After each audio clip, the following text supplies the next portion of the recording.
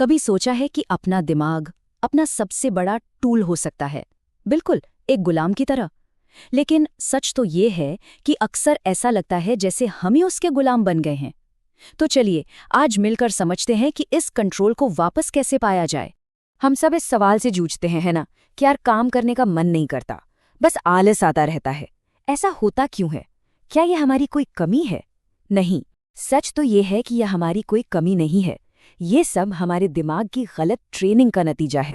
और जानते हैं, यही इस पूरी सोच का आधार है। ये आइडिया कि हमारा मन असल में हमारा मालिक नहीं, हमारा गुलाम है, और ये हमारी कमांड फॉलो करने के लिए ही बना है। लेकिन अगर हम सही कमांड देना ही नहीं जानते, तो जाहिर है ये अपनी मर्जी से कहीं भी भटकता रहेगा। तो चलिए इस जड़ को ही पकड़ते हैं। देखिए, सालों से हमारे दिमाग में जाने अनजाने में गलत बातें, पुरानी आदतें और बाहरी दुनिया का नेगेटिव असर घर कर गया है। बस इसी वजह से हमारे दिमाग की प्रोग्रामिंग गलत हो गई है और वो आलस और टालमटोल की दिशा में ट्रेंड हो चुका है। ये सबसे ज़रूरी नियम है, इसे ध्यान से समझिए। हमारे दिमाग में जो भी विचार, जो भी डेटा बार बार डाला जाता है, हमारा दिमाग उसी को सच मान लेता है। चाहे वो ये हो कि मुझसे नहीं होगा या मैं बहुत आलसी हूं, यही दोहराव हमारी हकीकत बन जाता है।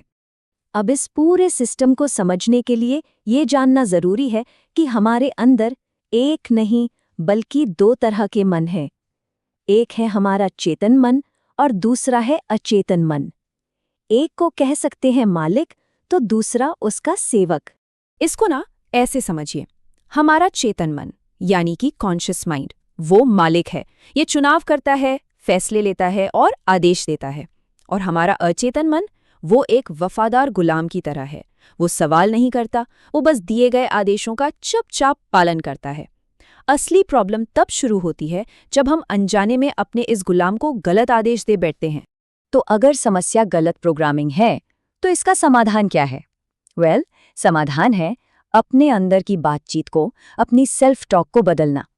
यही वो तकनीक है जिससे कंट्रोल वापस अपने हाथ में लिया जा सकता है। देखिए, सेल्फ टॉक का सीधा सा मतलब है लगातार खुद को वो बातें याद दिलाना जो हम असल में बनना चाहते हैं। ये अपने दिमाग को जानबूझकर सही खुराक देने जैसा है, ताकि वो पुरानी बेकार की प्रोग्रामिंग से बाहर निकल सके। ठीक है, तो इसे असलियत में करे कैसे? इसका एक बहुत ही शक्तिशाली और एकदम सरल तरीका है, सुबह का 5 मिनट का एक छोटा सा अनुष्ठान। इसे करने का सबसे सही समय है सुबह उठते ही। जी हाँ, जिस भी समय आप सोकर उठें, उसके ठीक 5 मिनट के अंदर आपको ये काम करना है, क्योंकि उस समय हमारा दिमाग सबसे ज्यादा रिसेप्टिव होता है और नए आदेशों को बड़ी आसानी से मान लेता है। तो आप कहेंगे क्या? यहाँ कुछ दमदार उदाहरण दिए गए हैं, जैसे मेरा दिमाग बहुत शार्प है या मेरे अंदर से आलस करने की आदत पूरी तरह खत्म हो गई है। इन वाक्यों को पूरे विश्वास के साथ बोलना है। अपने दिमाग को ये कमांड देना है कि आप कौन हैं और आप क्या करने वाले हैं। अब ये सुनने में तो बहुत आसान लग रहा है, सही है, लेकिन जब आप इसे करना शुरू करेंगे तो एक चुनौती जरूर आएगी। आपकी जो पुरानी प्रोग्रामिंग है वो इतनी आसानी से हार नहीं मानने वाली। आपका दिमाग वो विरोध करेगा, वो कहेगा अरे छोड़ो भी, क्या फर्क पड़ता है। आपका शरीर आलस महसूस करेगा। ये एक अंदरूनी लड़ाई होगी, क्योंकि आपका अचेतन मन अपने पुराने आरामदायक पैटर्न में वापस जाना चाहेगा। और यहीं पर, बस इसी पड़ाव पर 90% लोग हार मान लेते हैं। वो अपने दिमाग की उस पुरानी आवाज को सुन लेते हैं और कोशिश करना छोड़ देते हैं।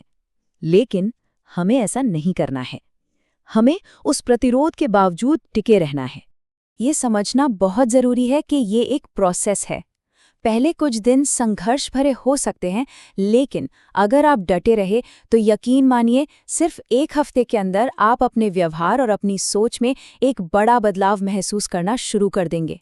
और अंत में यही सबसे बड़ा सबक है। हमारी जिंदगी हमारे दिमाग में चल रहे विचारों का ही एक आईना है। अगर हम उन विचारों को बदल सकते हैं, तो हम अपनी जिंदगी पूरी तरह से बदल सकते हैं। हम अपने दिमाग में अपने काम के लिए एक जुनून तक जगा सकते हैं। तो अब सवाल ये नहीं है कि ये काम करता है या नहीं, सवाल ये है कि हम क्या करेंगे। इस जानकारी के साथ कल सुबह जब नींद खुलेगी, तो अपने मन को, अपने उस गुलाम को हम पहला आदेश क्या देंगे?